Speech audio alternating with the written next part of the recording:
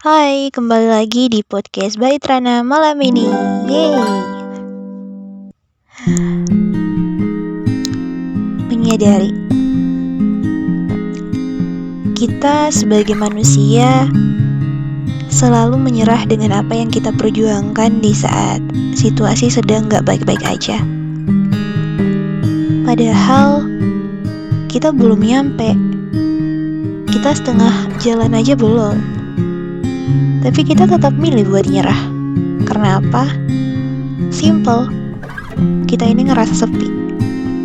Kita ngerasa sendirian. Gak ada sorak-sorai meriah yang bikin kita ngerasa lebih hidup atau lebih semangat.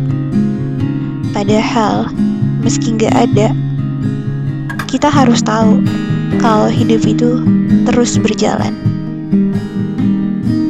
Hidup gak akan berhenti hanya karena gak ada seorang pun yang berpihak sama kita. Hidup gak akan berhenti hanya karena gak ada seorang pun yang ngedukung setiap perjalanan kita. Kemarin aku sadar tentang satu hal, bahwa aku gak gagal. Aku cuma lagi ada di sepertiga, seperempat, atau mungkin udah di pertengahan jalan menuju mimpi yang pernah aku doakan kemarin dengan penuh air mata. Kamu juga gak gagal. Mungkin memang belum saatnya aja. Fase orang itu beda-beda. Ada yang emang lahir punya privilege, ada yang lahir benar-benar dari nol, benar-benar gak punya siapa-siapa. Jadi kita gak gagal kok. Kita cuma ya belum sampai aja. Belum waktunya kita aja.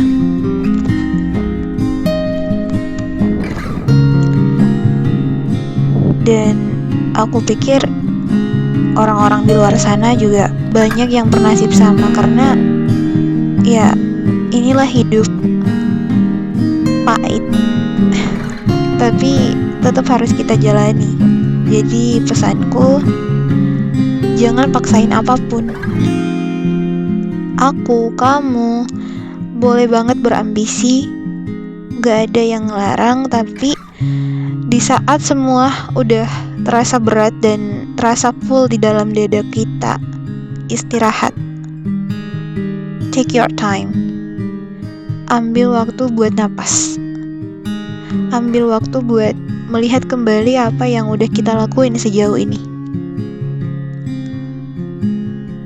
Apresiasi. Jangan lupa apresiasi. Sekecil apapun itu, apresiasi. Jangan menyerah, karena mungkin kamu hanya butuh jeda untuk menyadari bahwa tidak semua manusia dilahirkan menjadi sekuat kamu sekarang. Ingat, Tuhan itu maha baik. Terus yang punya privilege itu beruntung banget ya? Gak juga.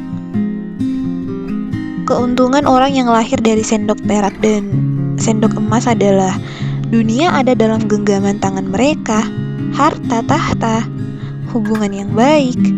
Tapi sekali lagi, kita udah diberi porsinya masing-masing. Dan aku yakin mereka juga lagi berjuang dengan masalah mereka, sama seperti kita.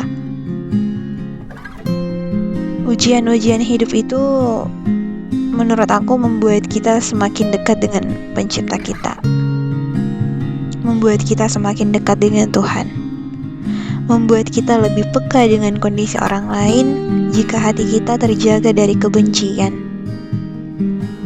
Lalu, untuk apa merutuki takdir?